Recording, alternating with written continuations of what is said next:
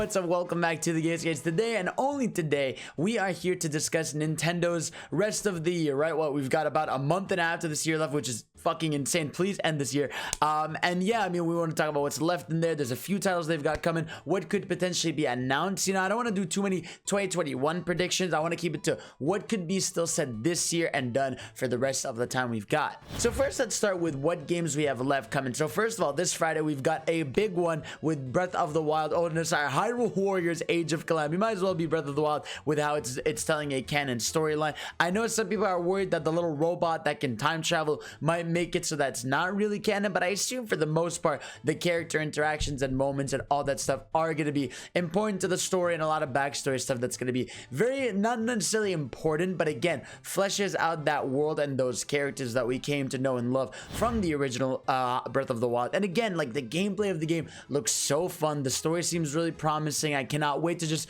dive into the side missions, the main quests, like sink hours and hours into that game. And I do think the frame rate stuff that a lot of people have been complaining about is an issue. There was a preview event too where it seemed like that was there. I really do hope there's some kind of day one patch that helps it out, or some kind of patch that comes in very soon after to help it a little bit. Again, it's not infuriating. Once you get used to it, you get used to it, but still, I would like that to be a little better. But either way, I'm fucking excited for the game. Game looks awesome, and I need it, bro. I need Zelda in my life now. We've also got Animal Crossing's DLC, right? There's supposed to be a Thanksgiving event followed by a big Christmas event in December. I assume we're gonna get details about that next week.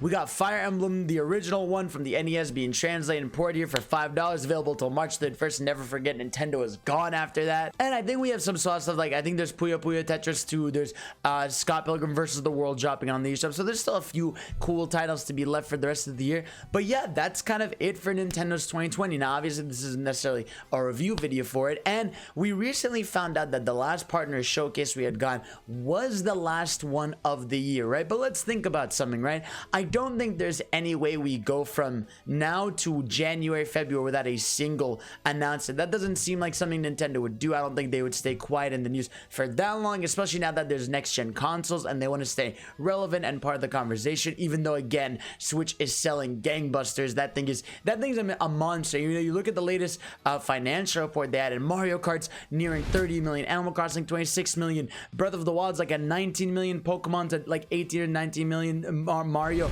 Odyssey still insane. Like, look at all their first party lineup. They are selling like godly numbers that you never see from any company in general. So it's crazy to see what they're doing with this. And the Switch is at 68 million units. I would not be shocked if it's at 73 to 74 by next March, which is their next quarterly financial stuff. And yeah, I really want to know what's going to happen by then. So let's think, right? Where could Nintendo announce something? First of all, I think the pretty big and most obvious one are the Game Awards, right? The Game Awards take place in just about what, three and a half weeks, I would say. Yeah, it's almost here, and Nintendo has a history of being there, whether it's a minimal presence like last year with No More Heroes and Bravely Default, what the fuck, what's Bravely Default, what the fuck? The year before that, we have the iconic Joker joining Smash stuff in there. You had the Breath of the Wild DLC that like live dropped the night of 2017 when they won the awards. Like, they have a history of being there with big titles and small titles, right? They're not afraid to just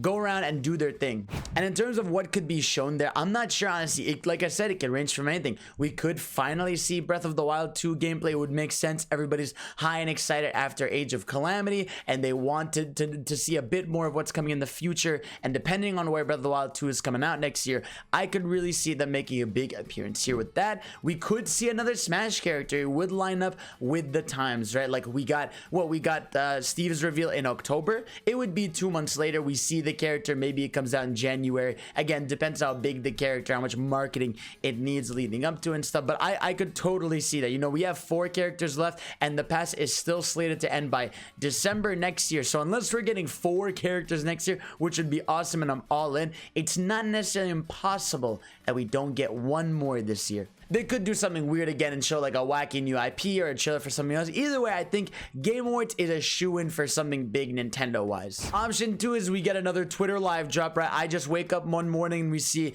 oh, a new 2D Metroid is live dropping on Switch in a few weeks, right? Or, oh, you see like some Breath of the Wild. You could literally see Breath of the Wild 2 there. Oh, you could see a new Kirby game announced. You know, Nintendo's very weird nowadays with their Twitter announcements. It feels like they still get the same amount of buzz, same amount of traction that they do in a regular direct. This is kind of the way we've seen this year pan out, so it wouldn't be shocking if we get something like that again.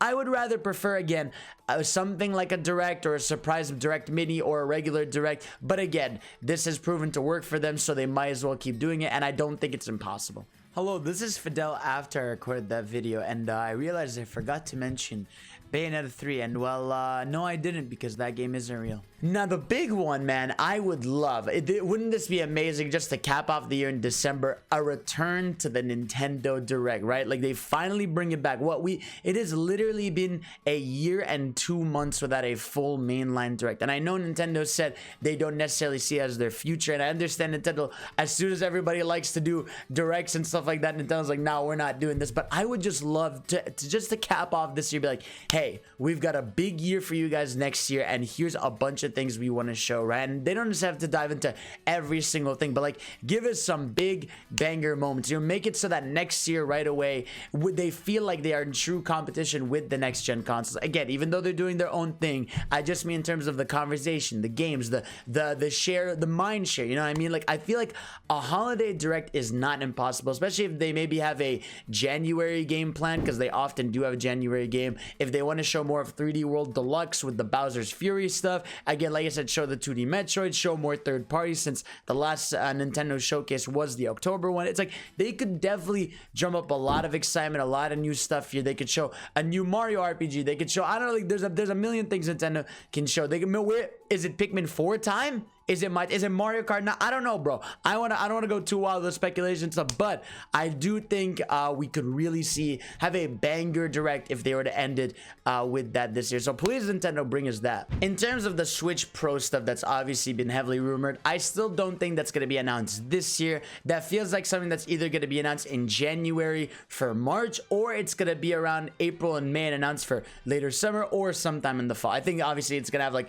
it's either going to be early next year, summer, or the fall, which obviously that's dumb because that's just any time of the year, but you know what I mean. Like, it's going to happen next year. I really truly believe so. My thought is that probably March, because of the Monster Hunter Switch going on and all the games that are going away March 31st and all that. And I know people always talk about, oh, it's the financial quarter, whatever, you know what I mean. Like, either way, something's brewing around that time, and I feel like the Switch Pro, it's a matter of when, not if. And it's just, I just want to know what that's gonna be like. Is it gonna be a 4K machine? Is it just gonna be, here's a nicer, cleaner Switch? And I feel like there's so much potential with that, but I don't think we're seeing that until next year. But like I said, a month and a half left to this year. We'll definitely do a Nintendo review discussion of the year later on, but that's what I think could be announced by the end of the year. And I think, again, your most likely candidate for Nintendo's announcements will be Game Awards, or I really do pray and hope for a surprise Nintendo Direct. But let me know what you guys think. What do you guys want to see in there, and what you are excited for the future? I mean, just tell me everything. All right, thank you all for watching. Peace out. I love you. Subscribe for more and all that jazz.